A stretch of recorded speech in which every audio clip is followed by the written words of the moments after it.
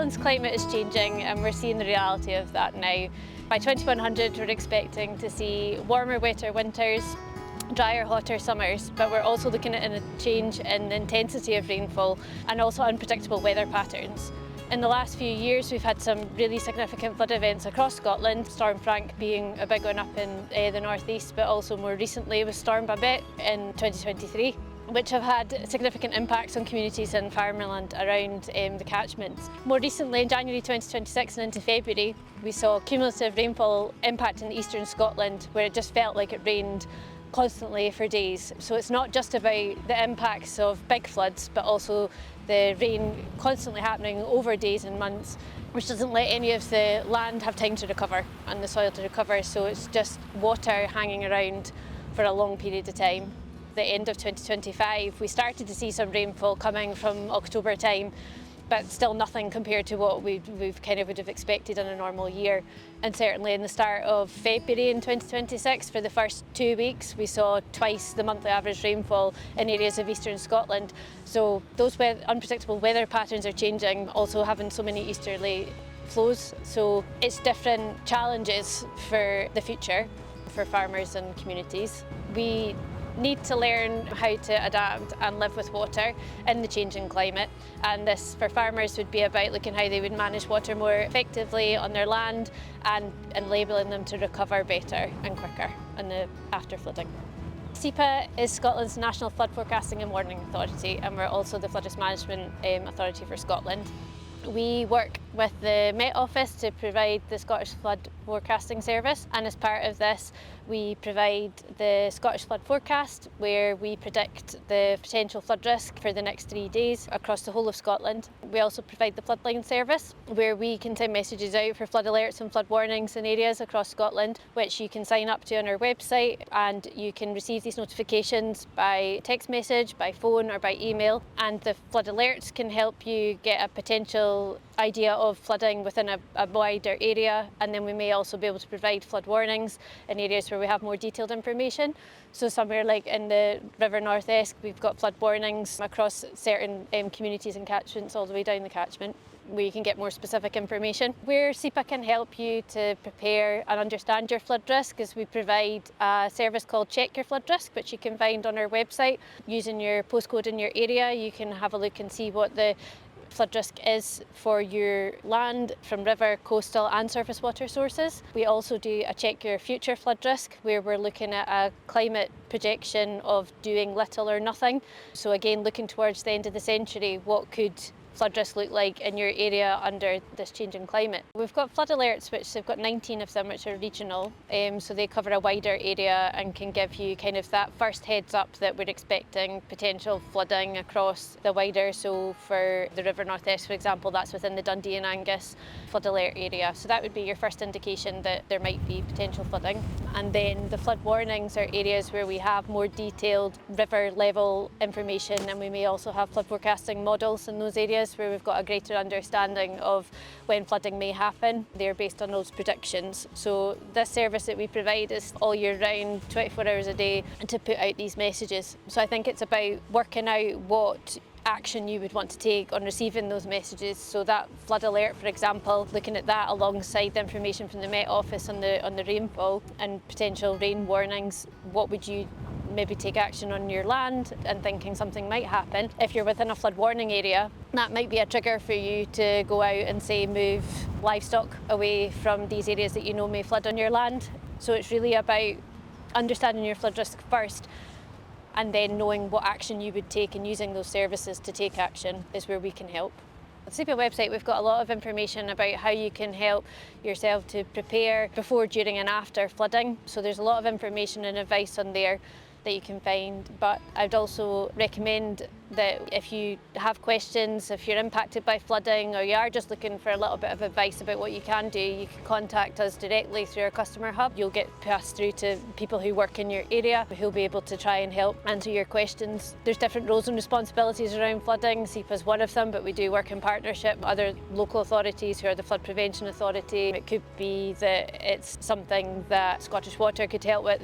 We've all got different roles and responsibilities, but we all do work together. SEPA may not be able to answer your question, but we should be able to help signpost you to the right person who could help.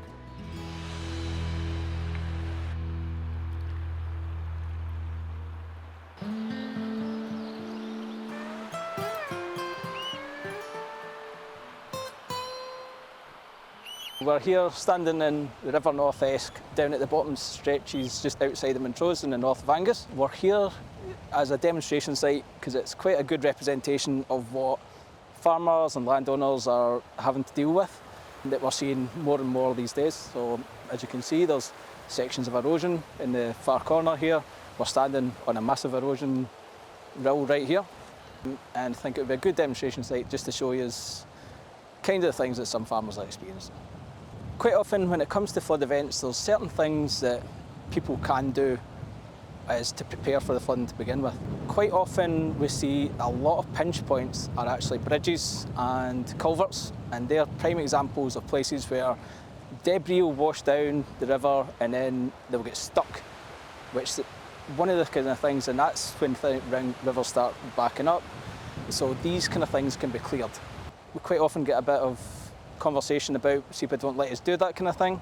Well, no, you can. That's debris that's floating down the river, and it can be easily cleared, no permission required, because it's, that's a sensible thing that should be done. Other things that can happen is after the flood you'll get a lot of erosion, particularly like the kind of what you see here, where you've seen an attempt in the past to try and stop erosion and try and constrain the rivers.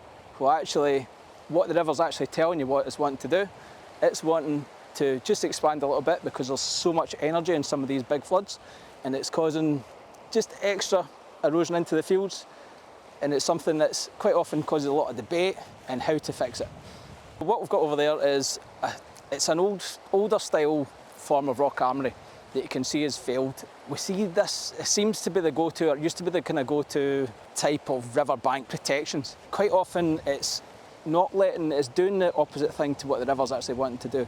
The river's wanting to try and spread and diffuse some energy, but what's actually happened there is it's not really doing that job, and quite often it gets undercut, which then causes a big scour actually behind it. And I've seen that so many times where you've just got a row of stones, and the purpose it was there to actually do it's failed, it's gone.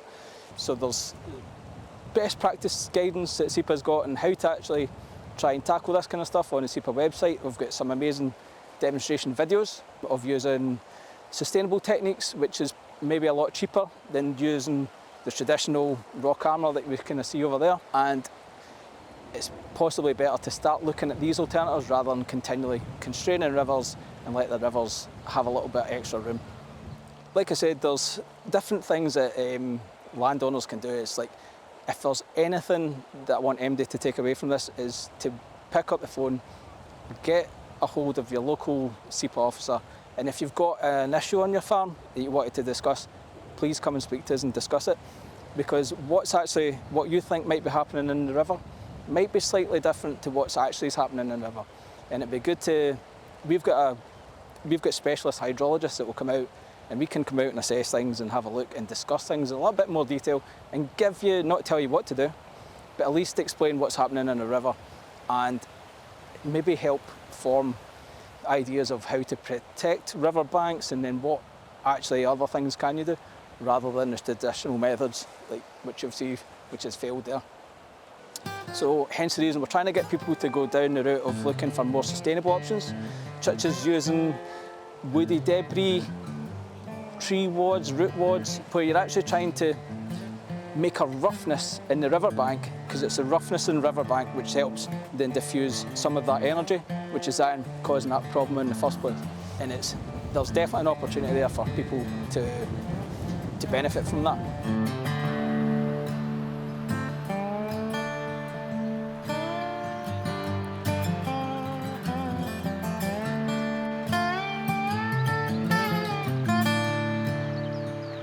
What we kind of tend to see after a big flood is farmers will contact us usually once the flood waters have receded and it's got back down to a normal kind of level, and then they actually see what's happened, what's changed, is there any damage in the riverbanks and stuff like that. It's kind of when the conversations first start coming out.